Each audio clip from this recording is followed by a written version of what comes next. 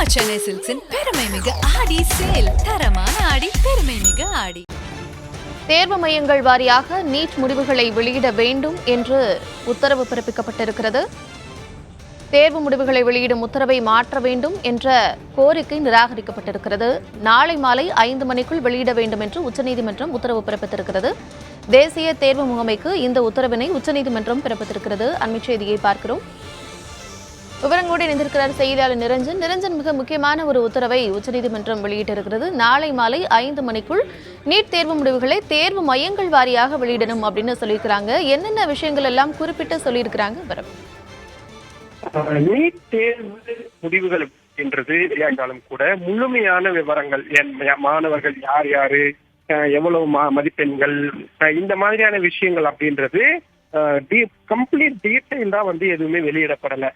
இதனை அடுத்து இன்னைக்கு உச்சநீதிமன்ற தலைமை நீதிபதி மிக முக்கியமான உத்தரவா நீட் தேர்வு தொடர்பான முழுமையான தேர்வு முடிவுகளை வெளியிடணும், நாளை மாலை 5 மணிக்குள்ள வெளியிடணும் அப்படின்ற ஒரு உத்தரவை பிறப்பிச்சிருக்கிறாரு.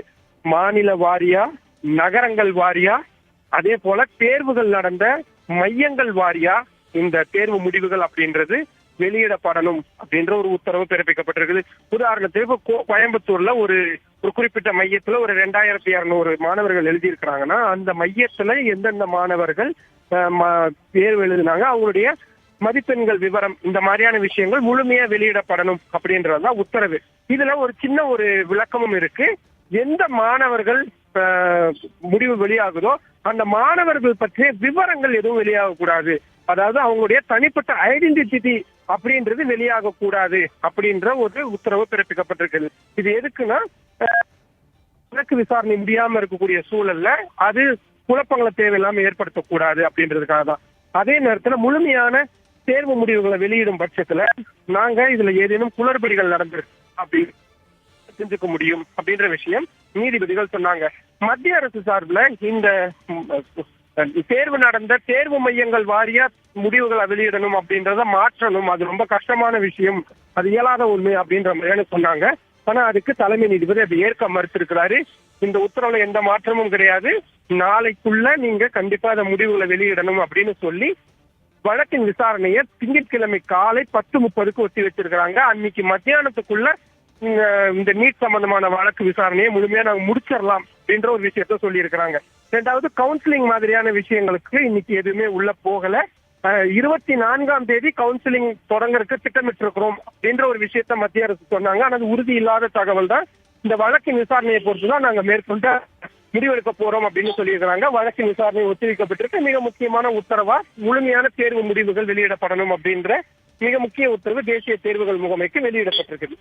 நிரஞ்சன், கிட்டத்தட்ட லட்சக்கணக்கான மாணவர்கள் தொடர்ந்து உற்றுநோக்கி கொண்டிருக்கக்கூடிய வழக்காக இது இருக்கு. இந்நிலையில் அவங்களுக்கெல்லாம் ஒரு செய்தியாக இது இருக்கிறது. நாளை மாலை 5 மணிக்குள் இந்த நீட் முடிவுகளை வெளியிடணும் அப்படின்னு உச்சநீதிமன்றம் உத்தரவு பிறப்பிச்சிருக்கு. நாளை மாலை 5 மணிக்குள்ள வெளியிடணும் அப்படின்னா என்டிஏக்கு எந்த மாதிரியான நெருக்கடி இருக்கும்? அவங்க எதுவும் அவகாசம் கேட்டிருக்கிறாங்களா, இல்ல வெளியிடுறதுக்கான வாய்ப்புகள், சாத்தியங்கள் இருக்கா?